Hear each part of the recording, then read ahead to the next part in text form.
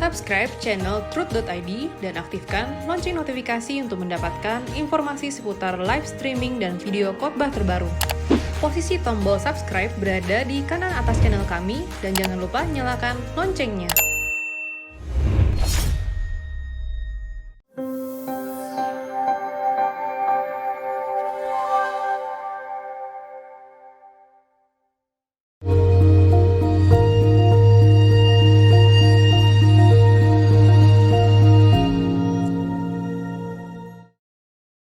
Oke, kita masuk di episode 199 dari 0812 dan seterusnya.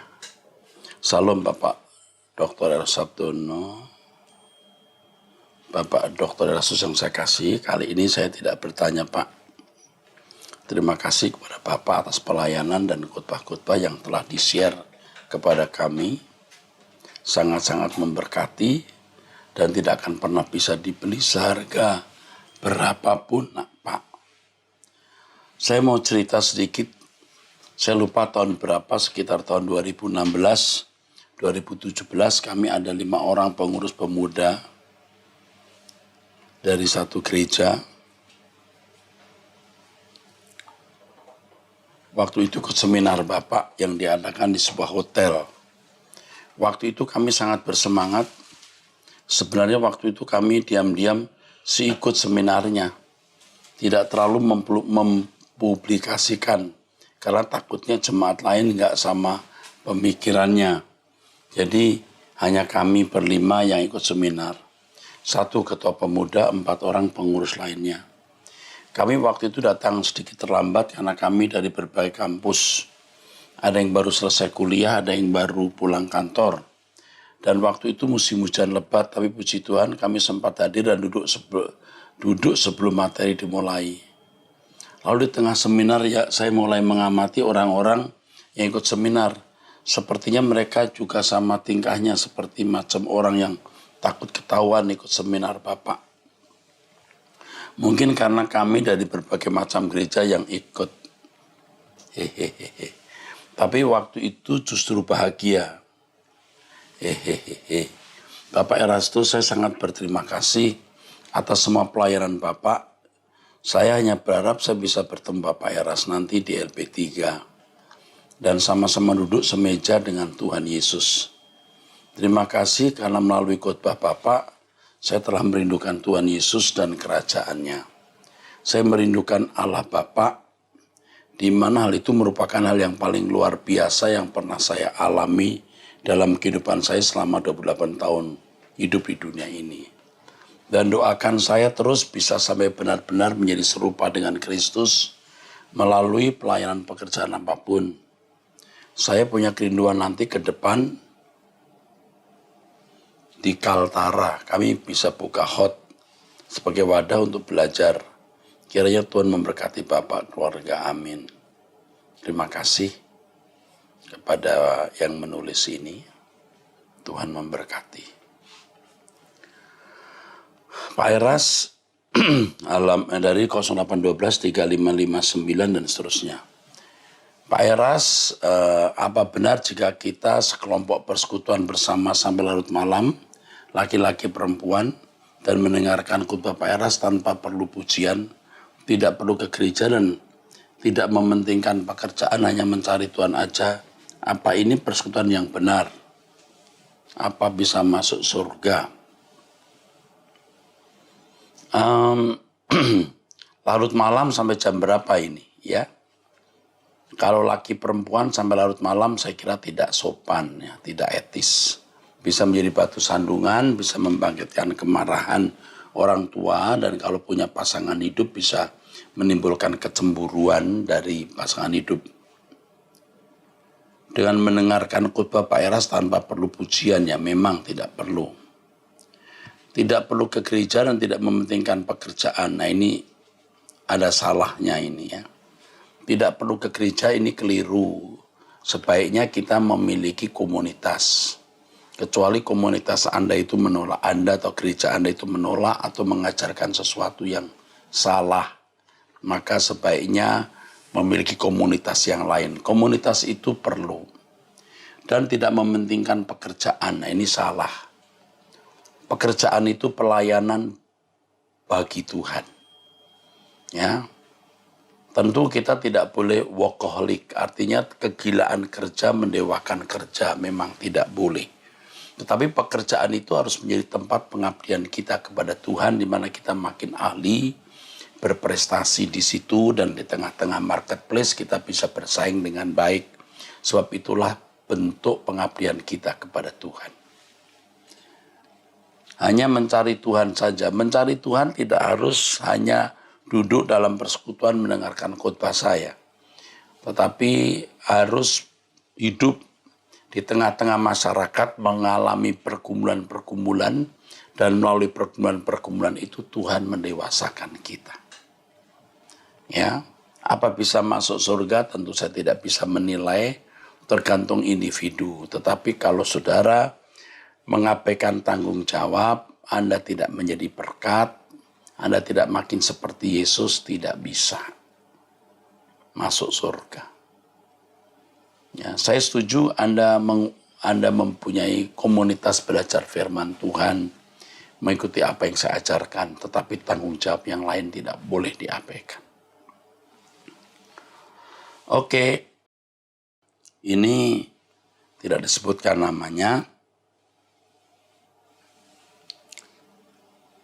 Salam Pak Eras, ya ini tidak bisa sebut namanya ya. Saya sebut asalnya saja ya. Atau 0812 36 26 dan seterusnya. Saya ajukan pertanyaan ini yang keempat, mohon jangan bosan-bosan Pak. Semoga pertanyaan saya ini menjadi berkat bagi pecinta suara kebenaran yang lain. Saya langsung bertanya. Ada beberapa ayat tertulis dalam Lukas 12:10, Matius 12:31 sampai 32, Markus 3:28 sampai 29 mengenai tentang menentang anak manusia akan diampuni, menentang Roh Kudus tidak diampuni selama-lamanya baik di dunia ini maupun di dunia akan datang. Dosa seperti apa yang tidak bisa diampuni Pak Eras? Kalau boleh khotbah khusus melalui audio mengenai hal ini. Oke. Apa yang disarankan oleh para pecinta suara kebenaran, jangan tidak diingatkan ke saya ya. Tolong diingatkan. Ini soal menghujat Roh Kudus. Saya akan khotbahkan mengenai menghujat Roh Kudus. Tetapi sebelum saya khotbahkan lengkap, saya mau beritahu bahwa menghujat Roh Kudus bukan hanya menunjuk 1-2 perbuatan, tapi menunjuk satu level kehidupan, satu level keadaan rohani, di mana seseorang sudah tidak mau lagi membereskan kesalahannya. Orang ini tidak bisa diampuni. Semua dosa diampuni, pasti. Tapi dosa menghujat Roh Kudus artinya tidak lagi bisa menerima penggarapan Roh Kudus. Roh Kudus satu-satunya representasi atau wakil Allah Bapa dan Anak yang bekerja dalam diri kita. Kalau orang sudah menolak Roh Kudus, maka tidak ada lagi roh atau siapapun yang bisa mengingatkan dia. Oke, itu level keadaan di mana orang tidak bisa diperbaiki sehingga tidak akan menerima pengampunan. Dosa yang mendatangkan maut dan dosa yang tidak mendatangkan maut di dalam 1 Yohanes 5, 16 sampai 17. Dosa yang mendatangkan maut, dosa yang diselesaikan, yaitu kodrat dosa di dalam diri kita. Tapi kalau kodrat dosa dalam diri kita tidak diselesaikan, masih memiliki sikap membenci, pikiran kotor, dan berbagai hal lain, walaupun mungkin tidak diwujudkan dalam tindakan, tapi masih menjadi sifat karakter, itu tidak bisa diampuni. Makanya orang harus membereskan manusia batiniahnya. Semua dosa dipikul di kayu salib, tetapi kodrat dosa dalam diri kita harus diselesaikan sendiri. Maka kalau orang tidak menyelesaikan dosa atau kodrat dosa dalam dirinya, dia tidak layak masuk kerajaan surga. Jadi pelayanan itu membereskan di sini. Ya. Pertanyaan ketiga mengenai pengampunan. Tuhan melupakan, seperti Pak Eras katakan, apakah dosa ada kaitan dengan kitab Matius perumpamaan mengenai pengampunan. Kalau kita berbuat kesalahan, kita minta ampun di hadapan Tuhan, Tuhan mengampuni, dan Tuhan melupakan, dan Tuhan tidak ingat lagi. Jadi jangan mengingat-ingat lagi dosa masa lalu. Tuhan melupakan. Seperti yang Pak Eras katakan, apakah dosa ini ada kaitannya dengan kitab Matius 18 ayat 22 sampai 35, perumpamaan mengenai pengampunan?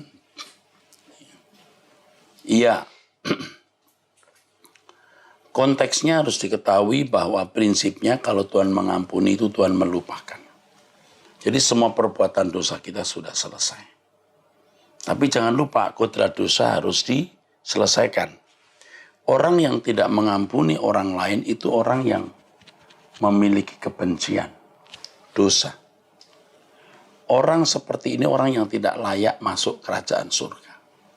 Jadi walaupun Yesus mati di kayu salib menebus dosa-dosa orang ini, tapi kalau dia tidak mengampuni sesamanya, artinya berkeadaan jahat hatinya, dia tidak bisa masuk surga. Karena tidak ada sesuatu yang najis yang bisa masuk surga.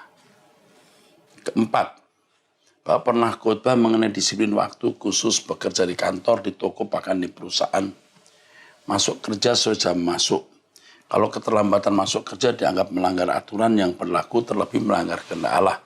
Dan pulang kerja pun sesuai jam pulang. Kalau keterlambatan pulang yaitu salah satu hadiah atau bonus lah. Karena kita bekerjakan semata-mata untuk Tuhan, bukan untuk manusia. Tapi bagi aparat keamanan bagaimana? Karena kami sebagai aparat tidak mengenal waktu.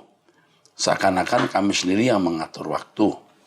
Waktu melaksanakan tugas pekerjaan dan atas perintah seorang pimpinan siap dijalankan tugas di lapangan baik siang dan malam. Bahkan setengah malam. Hari Sabtu dan hari Minggu bahkan hari kalender merah pun tetap melaksanakan tugas sehingga tidak sesuai aturan waktu yang ditetapkan seperti poin di atas. Nanti akhir bulan baru absen sesuai jam kerja. Apakah ini ada kaitannya? Kitab Matius 21-16, perumpamaan tentang orang upah di kebun anggur. Orang upah di kebun anggur itu sebenarnya bicaranya mengenai motif pelayanan. Yang kerja jam 9, jam 12, jam 3, dan jam 5 mendapat upah yang sama. Ada yang protes. Tuhan Yesus mengatakan, kamu tidak berhak protes. Karena sang majikan yang memberikan. Sebenarnya perumpamaan tentang kerja upah di kebun anggur itu bukan bicara soal upah, tapi soal motivasi kerja. Kalau orang punya motivasi kerja, dia tidak mempersoalkan orang lain mau masuk jam berapa. Karena dia bekerja bukan untuk mencari upah, tapi mengabdi. Ya, mengenai jam kerja Anda sebagai seorang aparat, tentu tidak sama dengan pegawai-pegawai pada umumnya. Walaupun nanti pada akhirnya ada tanda tangan jam kerja. Saya tidak tahu aturan di kepolisian di tempat Anda bagaimana. Tetapi yang penting kita memenuhi tugas. Seorang konsultan pajak, dia tidak punya jam kerja, tapi dia memenuhi tugas. Seorang freelance tidak ada tugas, tetapi dia memenuhi kewajiban. Jadi yang penting adalah bukan sekedar waktu masuk kerja pulang jam kerjanya, tetapi apakah dia efektif. Bahkan seandainya orang datang ke kantor sebelum jam ke kantor, pulang larut.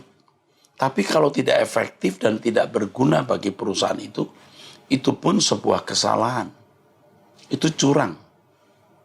Atau Anda bekerja dengan gaji, ada seseorang bekerja dengan gaji 10 juta. Tapi efektivitasnya sebenarnya cukup digaji 4 juta. Ini juga salah.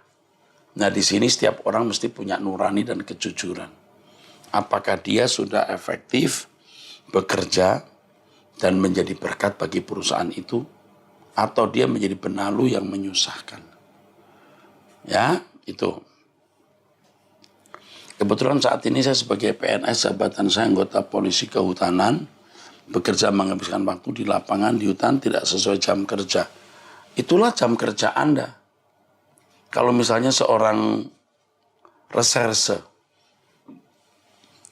dia tidak akan terikat dengan jam kerja, bahkan tidak terikat dengan baju dinas. Kalau polisi biasa cepak rambutnya, mungkin dia gondrong. Itu juga tidak ada aturan yang mesti disamakan dengan yang lain. Pertanyaan kelima, ini banyak pertanyaan.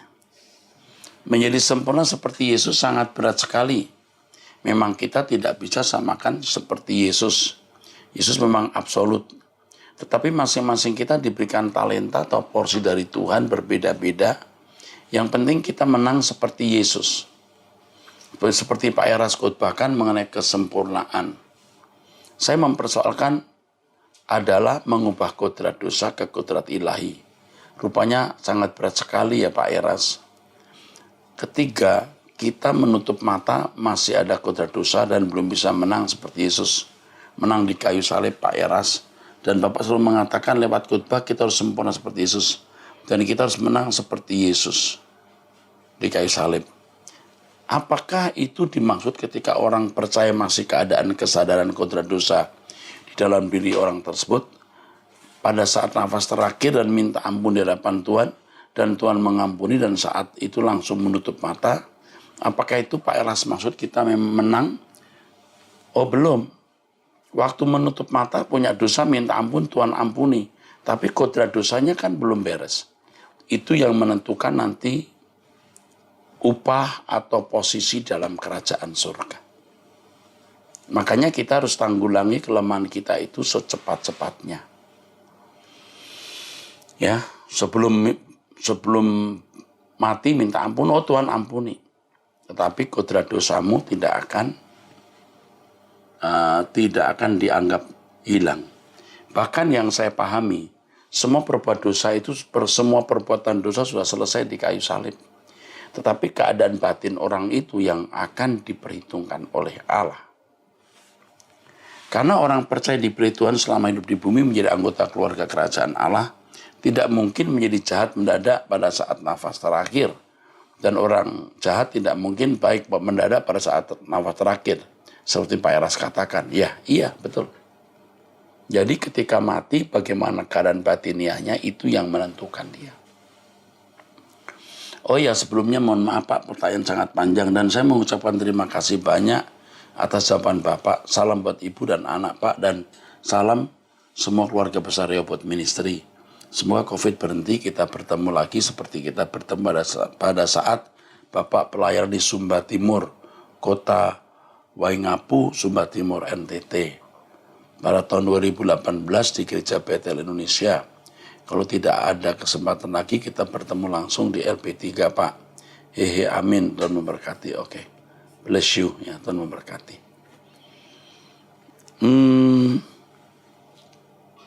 0812 3956 dan seterusnya, pria usia 30 tahun dari Papua. Salam Pak Eras. Saya mengajukan pertanyaan lagi, Pak. Pertanyaan saya agak lucu, Pak. Apa perbedaan warna kulit dan rambut, Pak? Seperti contoh orang Afrika, orang bule, apakah pengaruh kawin campur atau pengaruh alam? Padahal sesuai Alkitab kita semua berasal dari Adam dan Hawa. Nanti di surga kira kita sama nggak seperti di bumi? Ataukah kita semua warna kulit rambut sama seperti Yesus di LP3? Hanya muka saja yang tidak berubah agar saling mengenal saat kebangkitan nanti. Seperti Lazarus dan orang kaya yang saling mengenal. Yang pertama soal perubahan, soal perbedaan kulit dan rambut pasti banyak faktor dan itu tidak bisa saya jawab di sini. Lalu yang kedua, apakah di surga nanti kita punya kulit sama, rambut sama? Tidak jelas dan itu tidak penting. Tetapi yang pasti kita akan mengenal orang. Oke. Ada yang mengatakan manusia berasal dari keturunan monyet atau orang hutan. Apa benar, Pak? Kalau pribadi saya tidak percaya sama sekali ya, jelas itu salah. Itu salah. Itu baru teori, namanya juga teori. Ya. Apakah benar ada manusia pertama kali diciptakan oleh Tuhan selain Adam dan Hawa? Karena saat itu ada manusia raksasa zaman Nuh. Apakah mereka lebih dahulu diciptakan oleh Tuhan? Karena pada saat zaman Nuh ada manusia raksasa. Apakah manusia raksasa di sini dimaksud apa yang dimaksud oleh manusia raksasa di sini? manusia saat itu tinggi-tinggi besar badannya, tapi menjadi jahat. Apakah yang dimaksud dengan manusia itu yang tinggi-tinggi dan besar? Atau manusia rasa beneran? Kalau beneran, apakah mereka semua pada mati saat air bah? Yang pertama, kata Alkitab bahwa semua kita berasal dari satu orang saja. Kata Alkitab, berarti dari Adam. Allah tidak menciptakan manusia lain. Adapun manusia raksasa di kitab Kejadian pasal 6 yang dikatakan Nephilim. Nah, sebenarnya kata raksasa di situ ya tidak harus berarti raksasa dalam arti fisik, tapi juga bisa menunjuk raksasa atau besar dalam arti dosa atau kejahatan. Jadi hendaknya kita tidak terjebak dengan pandangan yang mengatakan bahwa itu manusia raksasa itu keturunan malaikat dan manusia. Itu salah. Ada orang yang mengatakan demikian, itu keliru. Mengapa? Karena malaikat itu roh, tidak mungkin memiliki sperma seperti manusia. Ya. Di dalam Alkitab kita membaca bahwa Nephilim were on earth in those days. Raksasa besar hidup di bumi pada waktu itu. Memang bisa saja ini raksasa secara fisik. Tetapi yang dimaksudkan oleh Alkitab yang dalam bahasa Ibrani Nephilim ini, giant dan Nephilim, ini a valley of tyrant. Itu bisa merupakan besar dalam arti kejahatan. Raksasa itu besar, tapi dalam arti kejahatan. Namun demikian, kita tidak mau berkutat di situ dan berdebat. Yang penting bahwa semua manusia itu akhirnya mati dilanda oleh air bah.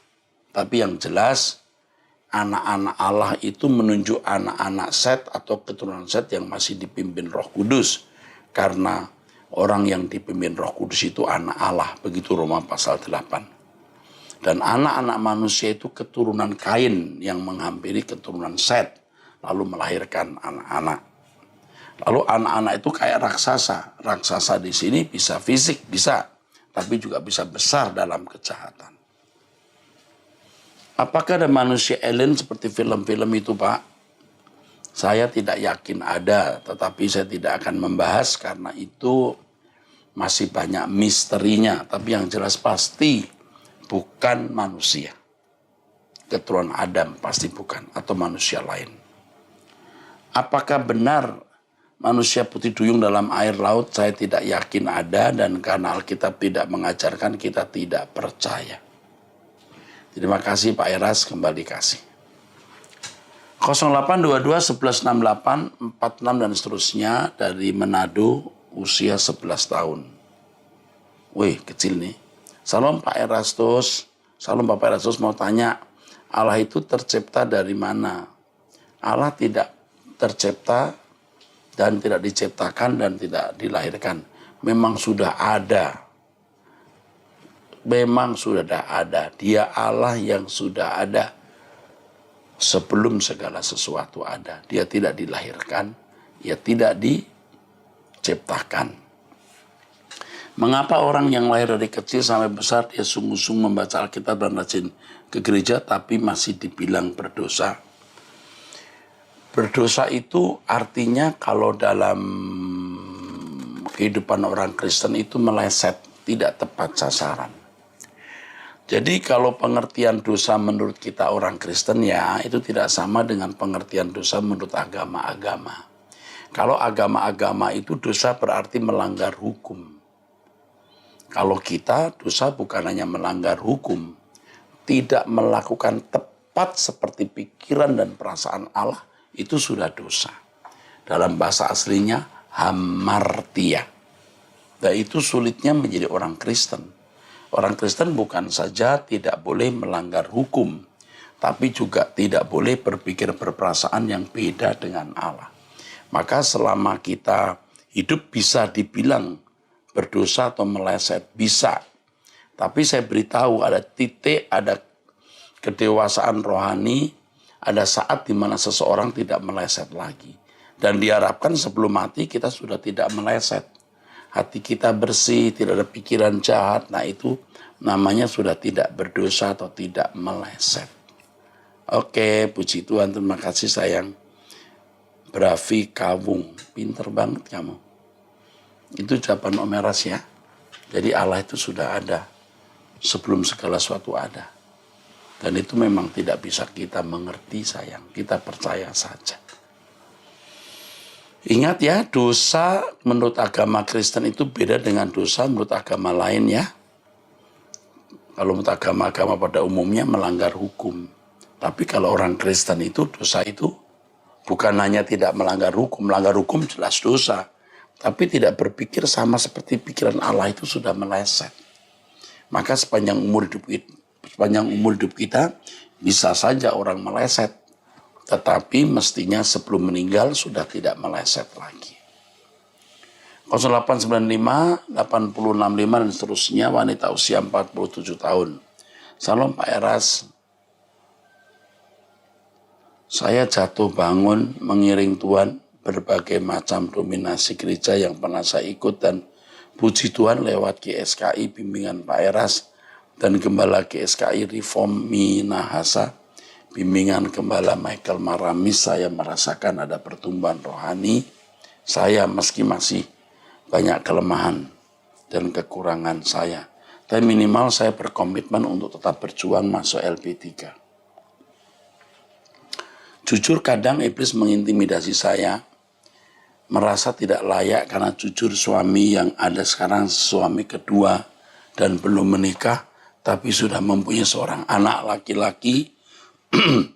Suami pertama saya menikah lagi dengan wanita beragama lain, dan saya juga belum bercerai dengan suami pertama, dan suami saya yang sekarang ini sudah menikah lagi, dan suami yang sekarang ini juga sudah menikah lagi dan mempunyai 2 anak.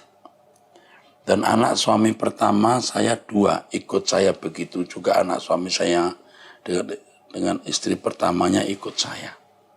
Jadi anak-anak di rumah berjumlah 5. Saya berjuang menjadi teladan bagi mereka agar anak-anak bisa saya selamatkan. Tapi apakah dengan belum menikahnya saya dengan suami kedua membuat saya tidak pantas menjadi teladan bagi mereka dan sekitar tetangga kami, khususnya kepada Bapak Tuhan Yesus, mengingat status saya, Pak? Kasihan ini. Sampai sekarang saya belum bisa memenangkan suami yang sekarang bertobat. Apakah saya kurang maksimal jadi suami yang sekarang belum bertobat? Atau karena kekerasan hati suami saya? Begitu juga anak-anak, puji Tuhan untuk yang kedua anak wanita ada perubahan, tapi yang anak 2 laki-laki yang belum, karena anak saya yang paling kecil baru 3 tahun. Mohon pencerahannya Pak, tolong memberkati pelayanan Pak Eras agar semakin banyak jiwa yang akan diselamatkan menjelang hari kedatangan Tuhan. Terima kasih banyak Pak. Yang pertama, bagi Bapak Ibu yang pernah berkeadaan seperti wanita ini, artinya sudah menikah, suami pergi atau cerai, atau apalagi ini belum cerai, sebaiknya atau seharusnya tidak menikah lagi. Anda menikah lagi, Anda punya persoalan berat. Saya sering mengatakan jangan menikah lagi. Nah, tapi ini sudah terlanjur menikah, ya sudah, jangan disesali. Ya kalau disesali ya sudah. Sekarang yang saya perlu sampaikan yang pertama, coba buat urusan perceraian dengan suami pertama itu legal. Tidak boleh terkatung-katung begini. Kalau tidak legal, sebaiknya Anda tidak hidup dengan pria yang tidak memiliki status sebagai suami secara sah. Karena hal itu akan menjadi batu sandungan bagi orang lain. Nah, suami yang sekarang ini sudah menikah lagi dan mempunyai 2 anak. Sudah menikah lagi, tapi masih hidup dengan suami ini kan ya? Kalimat lagi ini maksudnya apakah dia menikah lagi, lalu anaknya diambil atau apa, ini gak jelas nih. Dan anak suami pertama saya ikut, yang 2 itu ikut. Aduh kasihan ini si ibu. Benar-benar nih. Ya oke, begini, udah terlanjur berantakan begini. Jadi yang pertama, ibu usahakan secara legal ya bercerai dengan suami yang pertama secara legalitas. Sebenarnya kalau pada waktu ibu ditinggal suami lalu suami menikah lagi punya anak, itu ada hukum pidananya itu. Itu tidak boleh. Lalu gereja yang memberkati perkawinan, gereja yang memberkati pasangan di mana salah satu masih terikat perkawinan itu bisa kena pidana juga itu. Ngeri. Maka pendeta tidak boleh sembarangan memberkati orang.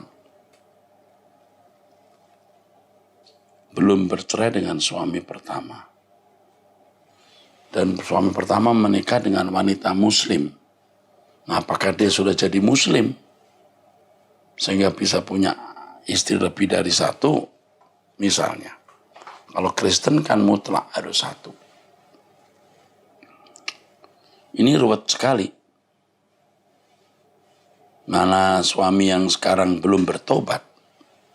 Nah, sekarang nasihat saya begini. Nasihat saya, ibu mencari Tuhan. Mendengarkan firman yang saya sampaikan, berkemas-kemas. Jadi jangan berbuat dosa lagi. Dengan suami ini ajak bicara. Pap, keadaan kita seperti ini, apakah terus begini? Ya, ibu pasti orang baik, ngurus anak orang. Ya. Ini suami juga belum bertobat, tetapi apakah suami ini memikul beban ekonomi sehingga ibu tidak bisa lepas dari dia. Tapi apapun keadaan ibu, saya mengajak ibu untuk mencari Tuhan, ya, minta hikmat Tuhan dan berdoa. Tuhan akan membuat perubahan. Nah, ini yang mungkin kurang disenangi orang, jawaban saya. Ibu berkemas-kemas saja pulang ke surga, hidup suci, merawat anak-anak yang dipercayakan kepada ibu, dan minta petunjuk Tuhan ke depan. Ibu ingin mati dengan keadaan tidak bercela. Itu permintaanmu. Biar Tuhan mengadakan sesuatu untuk bisa mengurai kekusutan ini. Hanya Tuhan yang bisa mengurai. Nasihat saya bisa salah karena saya juga tidak mendapat penjelasan yang lengkap di sini. Tapi ibu harus bertekad mau menjadi anggota keluarga kerajaan Allah. Itu saja. Dan hal yang di luar kemampuan ibu nanti Tuhan akan selesaikan. Ya. Oke. 0813 4160 dan seterusnya, laki-laki usia 36. Salam, saya THN. Mau tanya Pak, apakah antikris termasuk orang-orang yang anti dengan pengajaran Tuhan Yesus? Yaitu orang-orang yang hanya mengajarkan berkat-berkat jasmani, tidak mengajarkan sangkali dan pikul salib? Enggak. Antikris itu orang yang menentang Kristus. Dan itu pasti berasal dari agama lain. Yang menghambat,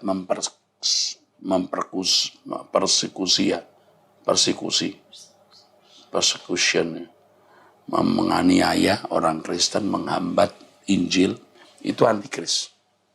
Orang yang tidak ramah terhadap Injil dan menghambat dan mencoba menghalangi penyebaran Injil dan membenci Yesus, itu antikris.